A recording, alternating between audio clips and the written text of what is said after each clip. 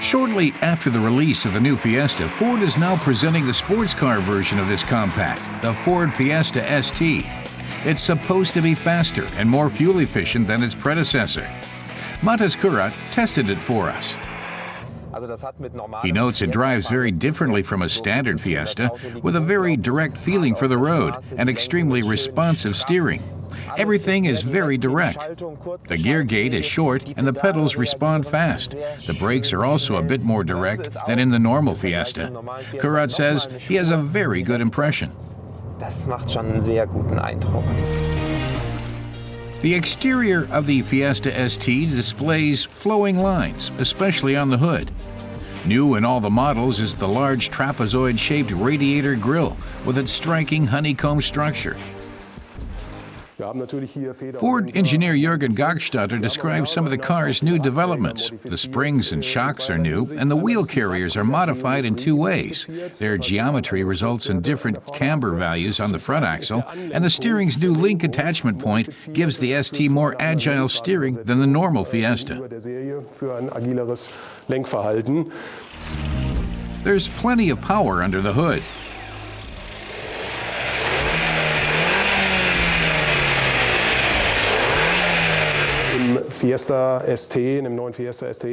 Gagstatter is proud of Ford's 1.6-liter EcoBoost, a four-cylinder direct injection gasoline engine. It has 182 horsepower, 20% more than last year's model, with a 20% improvement in fuel efficiency.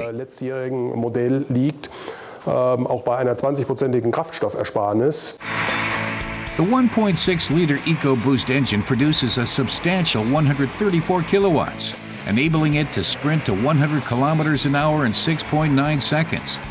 Top speed is 220 kilometers per hour. The car consumes an acceptable 5.9 liters per 100 kilometers.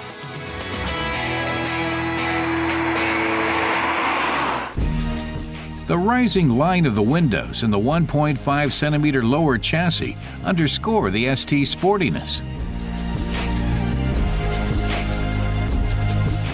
A look from the side shows how aerodynamic the ST's roofline is.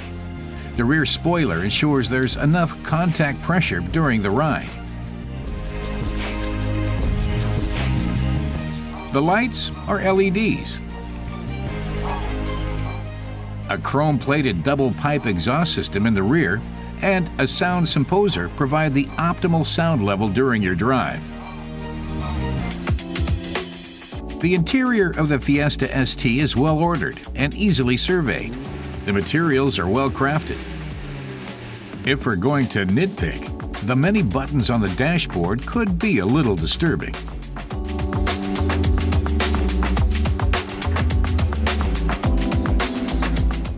The driver can see what's around him adequately.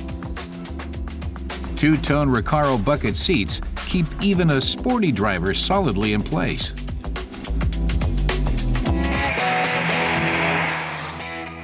Matas, our tester, discovered something special about the steering. Not only does the car respond to the slightest touch, it also deals well with fast driving and curves. Ford's engineers have built a torque vectoring system into the car. When the car enters a curve at high speed, the inside wheel is braked, which helps steer the vehicle into the curve. So the car can take curves faster and stay under control better too.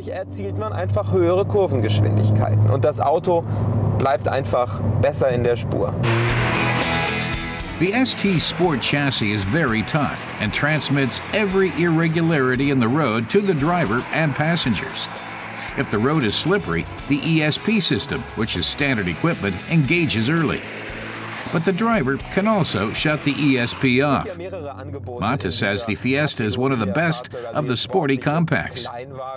He likes its appearance, its handling, and its ride. Was das Handling und das Fahren angeht. The basic Ford Fiesta ST costs 19,990 euros in Germany. Add leather upholstery and the price rises by 1,000 euros. but that's still lower than a comparable Golf GTI.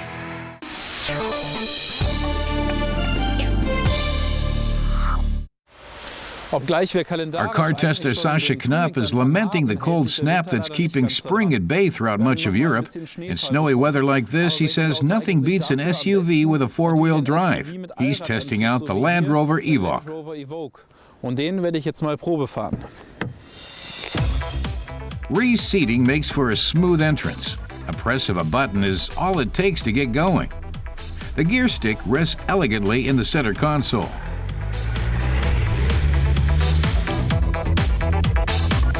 We're testing out the minimalist STFord diesel Range Rover with 140 kilowatts on tap. It takes 8.5 seconds to hit a speed of 100 kilometers an hour. The maximum speed is 195. Within the Evoque range, all but the smallest diesel models are four-wheel drives. Sascha says he immediately feels much safer in a four-wheel drive, whether he's on or off-road. But he's not convinced by the automatic transmission offered by the Land Rover Evoque. He says switching gears takes too long and thinks that any dual-clutch transmission would be much superior. He says the car brakes for what feels like a full second before it gets going again. Fortunately, all of the diesel models are also available with a manual 6-speed gearbox. The only model exclusively offering automatic transmission is the 177 kilowatt petrol engine.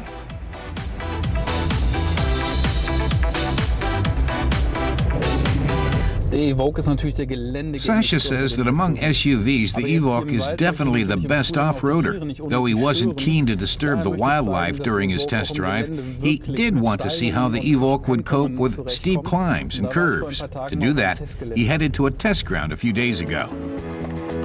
We put the Evoque to the test in a quarry close to Düsseldorf in western Germany. The first test immediately showed off the advantages of the hill descent control system. When it comes to controlled descent in rough terrain, bigger models have nothing on the Evoque.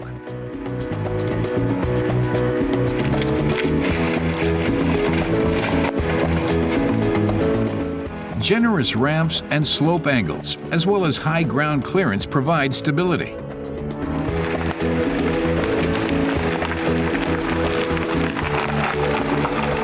All engine variants are available in both 3-door coupe and 5-door bodies. The 5-door level is available in 3 trim levels.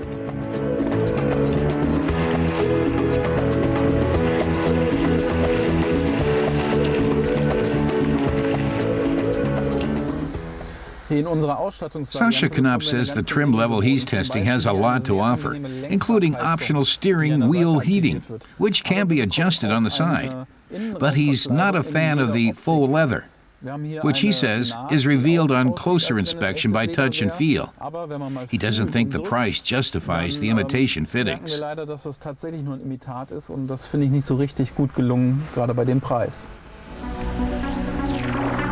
The most luxurious or prestige trim-level coupe starts at 48,370 euros in Germany, 1,000 euros more than the 5-door model. Not quite what you'd expect, but the slick appearance and sporty image come more into play than what's saved by losing the 2 doors. Sascha says the shape of the coupe gives it a slick look, but he's not very impressed with the high windows at the back, which he says are too small and make him feel cramped. He says they make it difficult for a child, particularly those under 5, to be seen. He also says getting people into the back of the car is a real hassle, as it takes a long time to put the seat forward, and even then, there's only marginally more room. The thought of installing a child's car seat at the back is rather unappealing. Sascha says that to move the seat forward again, you need to keep the button pressed down, but he says that there's so little space in the back that even children wouldn't be very comfortable there.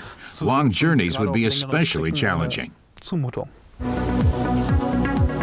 He can't get back in the front seat quick enough. After one final spin through the snow, our tester gives his final verdict.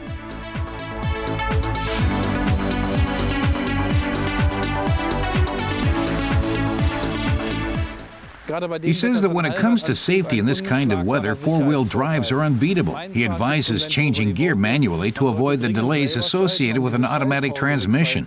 Finally, his tip is to save the 1,000 euros and get the 5-door model, as it's worth it to avoid making getting in and out into an ordeal.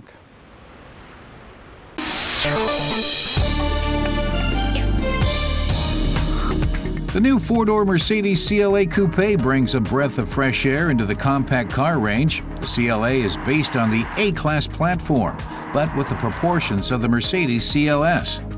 Its flattish profile, frameless doors, and power-packing lines give it a sporty look. There's a choice of diesel or 3 petrol engines. Prices in Germany start at 29,000 euros.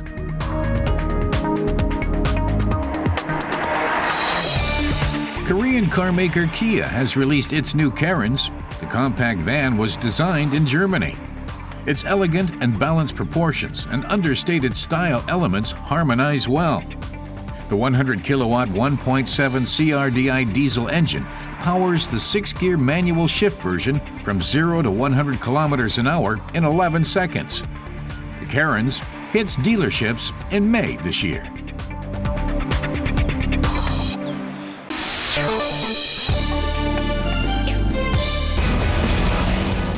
Classic roadsters all come from England, don't they? Well, at the end of the 1930s, the BMW 328, a sporty roadster from Bavaria, struck fear into the heart of the competition. Test driver Christoph Bauer says driving a pre-war car over mountain passes or through narrow alleyways like here in Buena normally gives a driver a guilty conscience for abusing his vehicle. But the 328 can take it all in stride. It drives extremely smoothly, shifts without complication, and has plenty of power. It doesn't feel like a pre-war model at all. What led to the powerful 328 was not hopes for a best-selling car, but racing ambitions. In the 30s, 80 horsepower from 2 liters of engine displacement was a real sensation. In 1936, with the 328, BMW opened a new chapter in sports car history. The compact 2-seater set the bar for hugging the road, handling, and temperament. Competing sports cars with twice the power were outdone.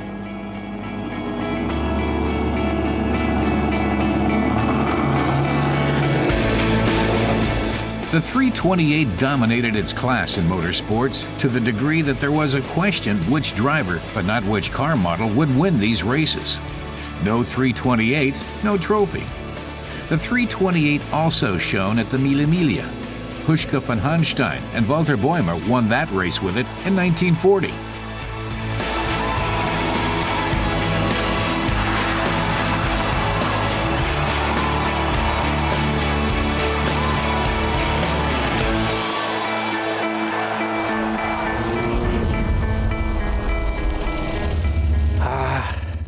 Our test driver sighs with pleasure. This car has good sports genes and is simply fun. The 328 was very successful on the track, but there it looked a little different from our variant. An elegant convertible chassis like this one was built for what today is called the consumer market, which was very small back then. Christoph Bauer says these forms might make you think this must have been built by English craftsmen, but the chassis was built by the Ludwig Weinberger company in Munich.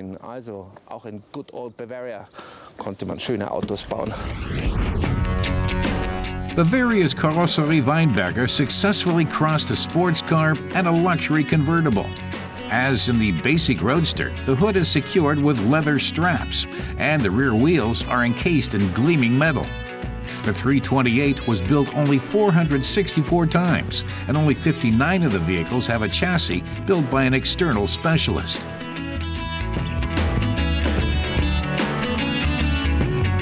No one talked about ergonomics back in the 30s.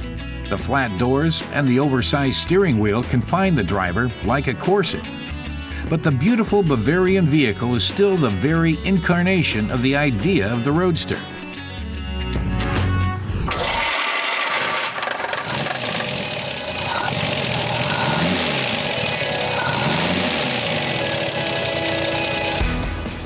A 50-horsepower BMW 326 engine is the basis, but the engineers made many modifications, teasing a whopping 80 horsepower from the 328 six-cylinder standard engine.